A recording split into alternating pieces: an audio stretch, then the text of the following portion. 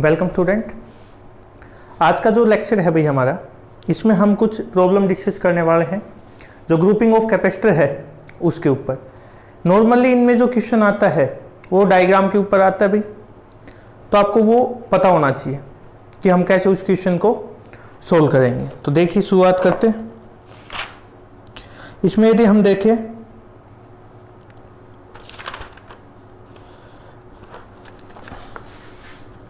एक कैपेसिटर दिया हुआ है, सॉरी एक सर्किट दिया हुआ है भाई।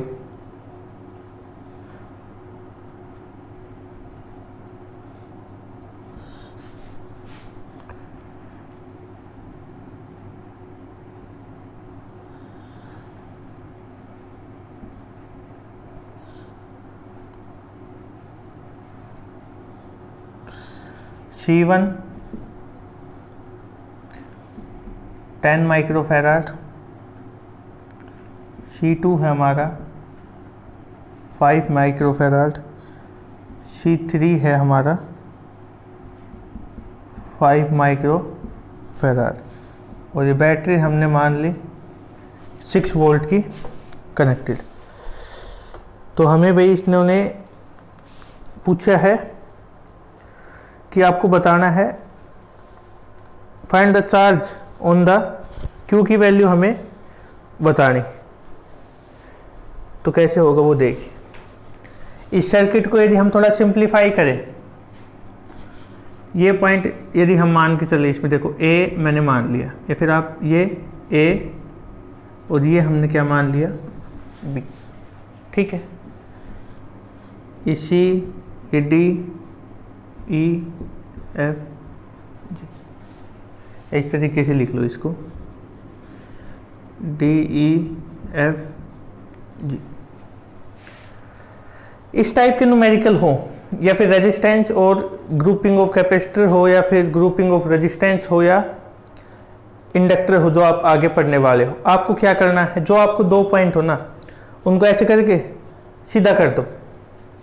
मतलब जो हमारे पास पॉइंट एक तो A है और एक पॉइंट क्या है B, मैं इस तरीके से मान रहा हूँ इसको, ठीक है। एक पॉइंट A मान लिया एक। अब A से C तक हम आ चुके हैं भाई, A से C तक आए, कोई कैपेसिटर नहीं है, ठीक है। C से हम आगे जा रहे हैं, D से पहले एक कैपेसिटर लगा हुआ है, ठीक है। अब हम कहाँ पे है, D से कहाँ पे है, अब ये एक कैपेसिटर हमने देख लिया C1 जो है। अब हम कहाँ पे है भाई, अब यदि हमें G पे आना है, कहाँ पे आना है, G पे आना है। 2 रास्ते हमारे पास, या तो हम इस तरीके से आए या इस तरीके से आए, 2 ही रास्ते से आ सकते हैं।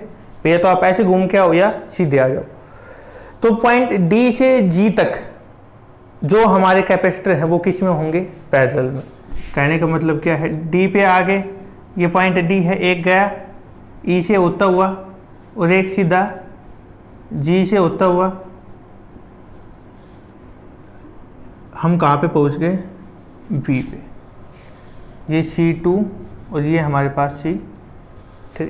बिल्कुल सिंपल हो गया। अब आप बता सकते हो ये कितना है, 10 माइक्रोफैराड, ये कितना है भाई 5 माइक्रोफैराड, ये कितना है 5 माइक्रोफैराड।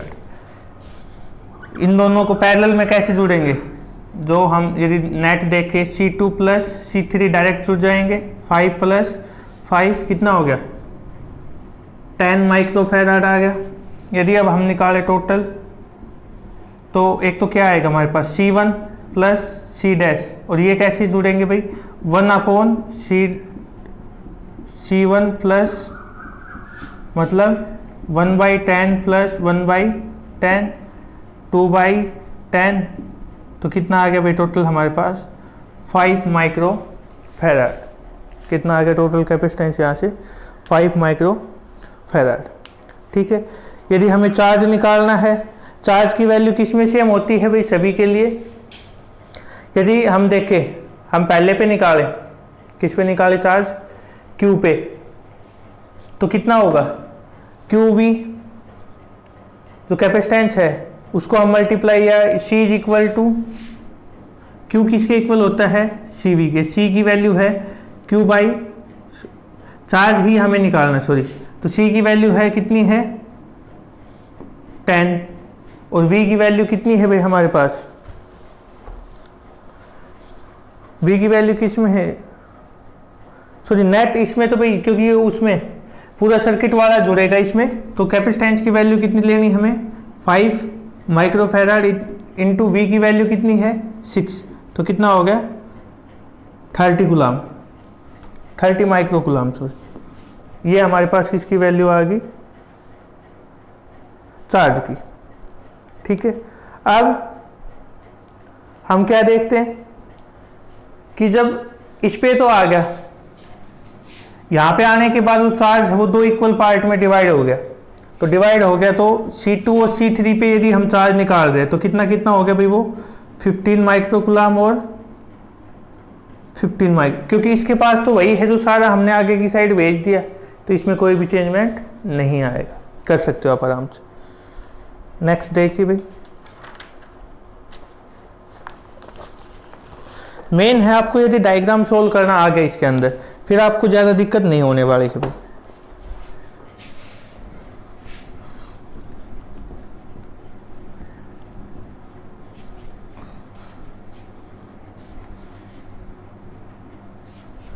देखिए इसमें आगे क्वेश्चन दिया हुआ है,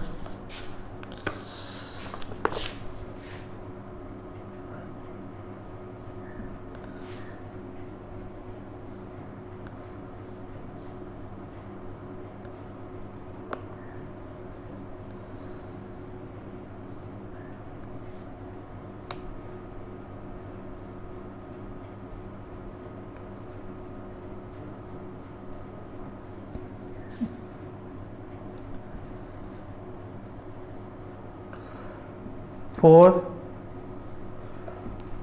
microfarad, 4 microfarad, 8 microfarad, 2 microfarad, 1 microfarad, 1 microfarad. A और बी के बीच में हमें इक्विवेलेंट रजिस्टर वो जो वैल्यू है वो फाइंड आउट करनी है कैपेसिटेंस की। अब यदि हम इसको लिखें तो कैसे होगा भैया, ए से बी तक यदि हमें आना है, यहाँ पे हम आना है तो या तो यहाँ से आ सकते हैं और या यहाँ से आ सकते हैं, दो ही रास्ते हैं हमारे पास भाई। इसको C D E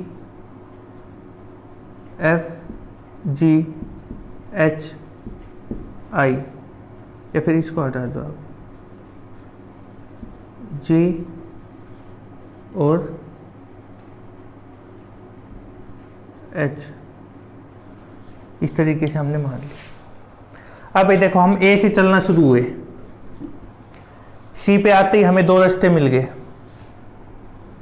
एक ऊपर से जा रहा है और एक हमने नीचे से मान लिया। ठीक है, जो नीचे वाला है उसमें पहले एक है, अब हम पॉइंट D पे आ गए, ए सी से चले हम, ये पॉइंट हमने, ये ए था ये सी मान लिया, सी से कहाँ पे आए हम, अब पॉइंट डी क्रॉस कर लिया हमने यहाँ तक आते आते।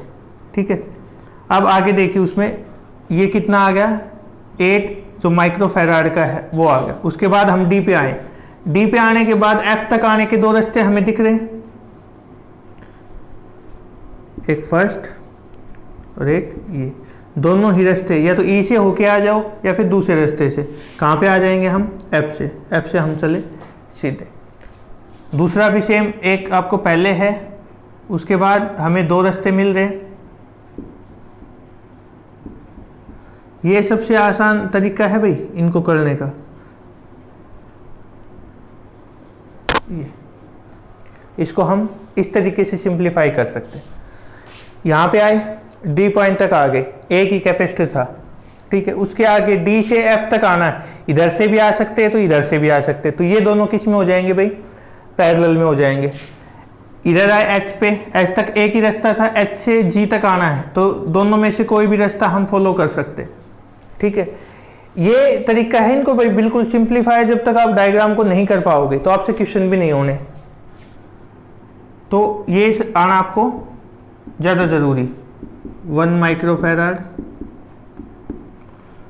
ये 4। अब आप देखोगे कि ये होने के बाद तो कुछ भी नहीं था डायग्राम में। 2, इसको यदि और सिंप्लीफाई करना हो तो 2 इन दोनों पैरेलल में है, सम करेंगे तो कितना हो जाएगा 2 माइक्रोफैराड। उसके साथ पैरेलल में क्या है भाई 8 माइक्रोफैराड, और 4 + 4 कितना हो गया 8 माइक्रोफैराड। ठीक है, ये दोनों किस में है सीरीज में, ये दोनों किस में है सीरीज में, जो सम आए वो किस में हो जाएगा पैरेलल में। मतलब 2 और 2 यदि हम ऐड करेंगे 1/2 + 1/2 कितना होना है वो 1, तो ऊपर कितना आ जाएगा 1 माइक्रोफैराड, और नीचे कितना आ जाएगा 4 माइक्रोफैराड, और टोटल कितना आ जाएगा हमारे पास भाई 5 माइक्रोफैराड। इस तरीके से हम इसको सिंप्लीफाई कर सकते हैं। ठीक है भाई, कर लोगे। नेक्स्ट देखिए,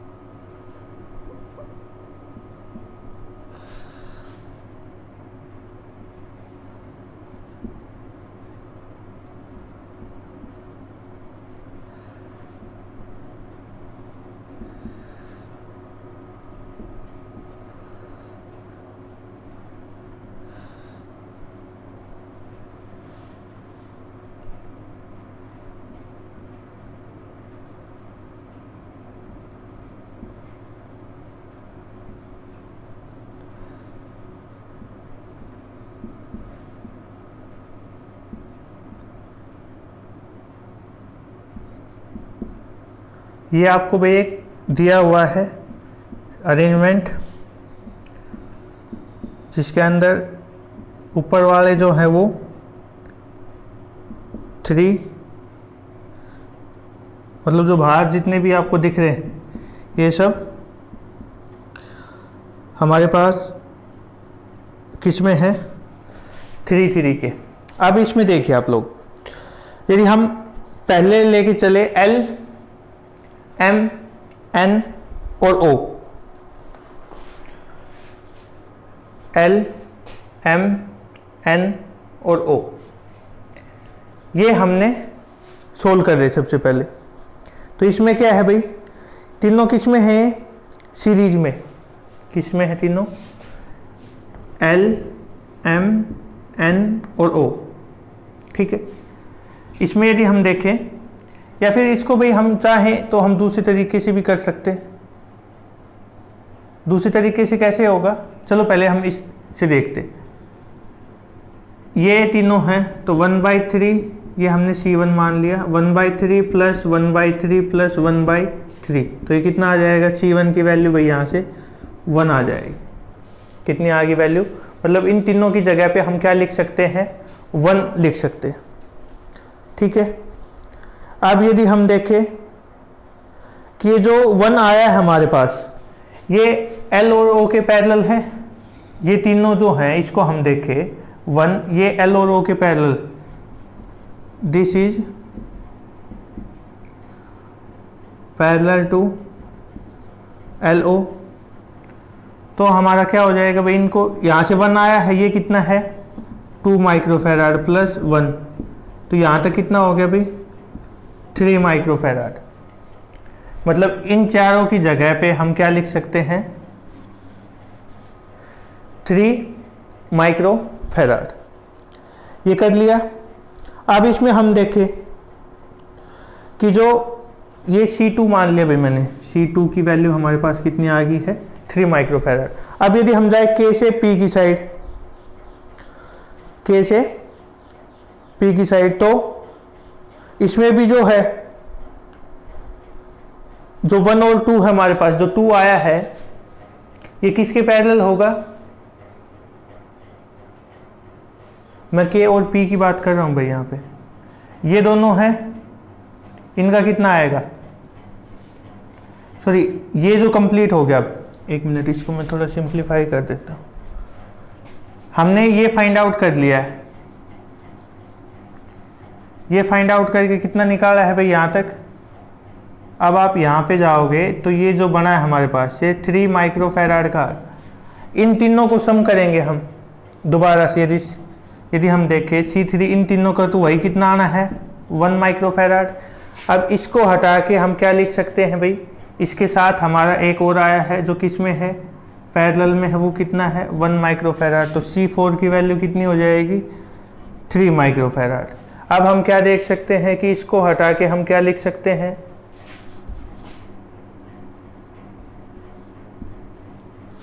अब हम यहाँ पे पहुँच गए।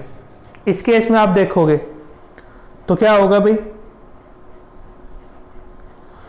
कि जो C4 की यदि हम वैल्यू निकालेंगे, अभी कितना फाइंड आउट किया था हमने 3, इन तीनों को भी जोड़ेंगे तो A और B के बीच में कितना बच गया हमारे पास भाई 1 माइक्रोफैराड। क्यों, कैसे जोड़ेंगे 1/3 प्लस 1/3 प्लस 1/3, टोटल कितना बचेगा हमारे पास 1 ही आएगा आंसर। ठीक है, इस तरीके से हम इन प्रॉब्लम को सोल्व कर सकते हैं। यदि और किसी की कोई अलग से प्रॉब्लम हो तो बता सकता है, वो भी सोल्व कर दी जाएगी। Thank you.